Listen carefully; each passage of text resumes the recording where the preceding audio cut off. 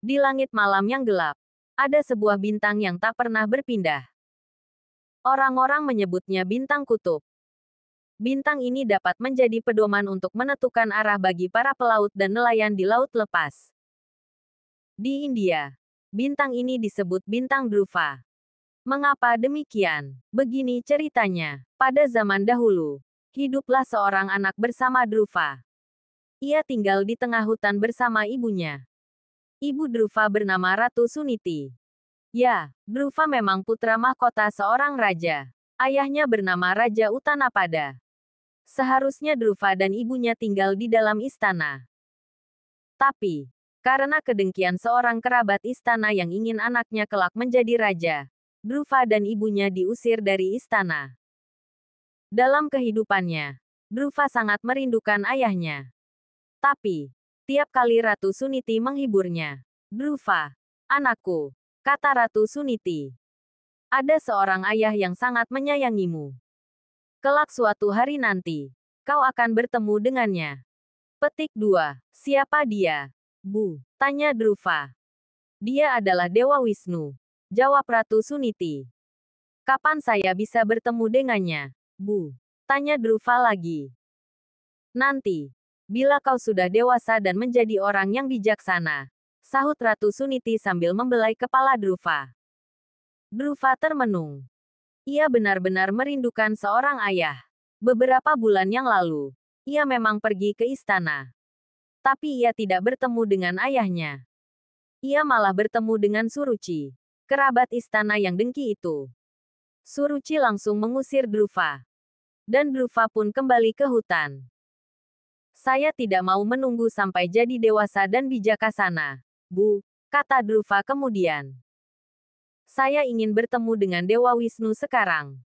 Petik 2. Ratu Suniti mengetahui betapa kuatnya keinginan Dhruva.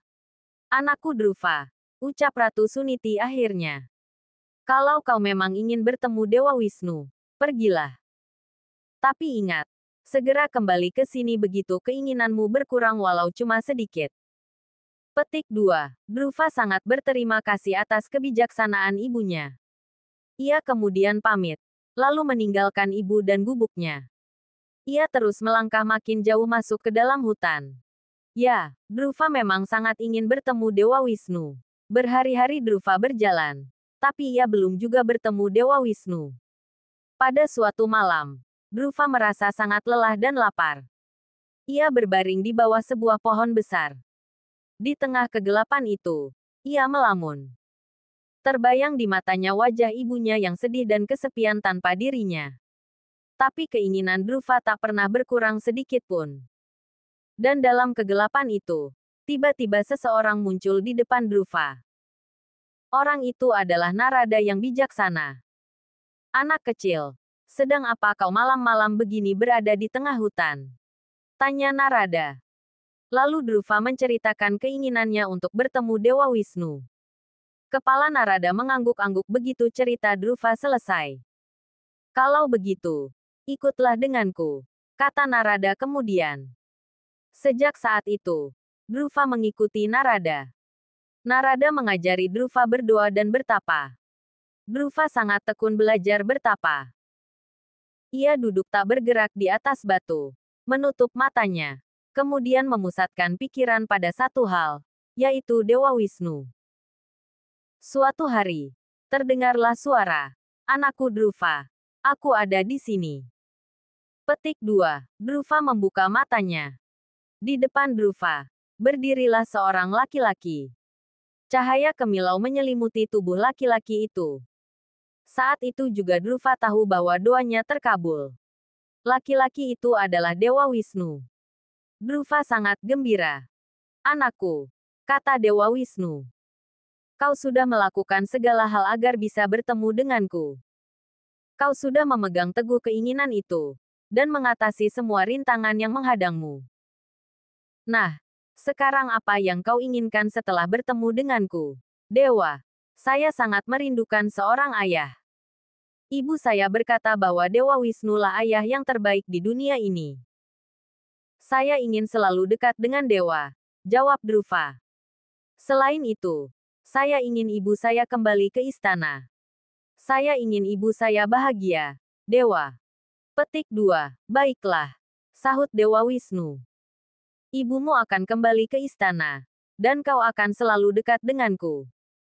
Petik 2. Lalu Dewa Wisnu mengubah Druva menjadi sebuah bintang yang amat terang. Dan meletakkannya di langit. Beberapa saat setelah Druva menjadi bintang kutub, datanglah utusan istana untuk menjemput Ratu Suniti, ibu Druva.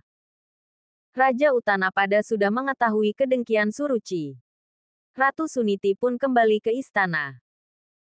Bila malam tiba, Ratu Suniti selalu menyempatkan diri untuk melambaikan tangan ke arah bintang kutub, yang kemudian diketahuinya merupakan penjelmaan dari Druva. Druva pun membalas lambaian tangan itu dengan kerlipan yang indah. Bintang kutub itu tak pernah berpindah. Tak seperti bintang-bintang lain yang selalu bergiliran untuk muncul di langit.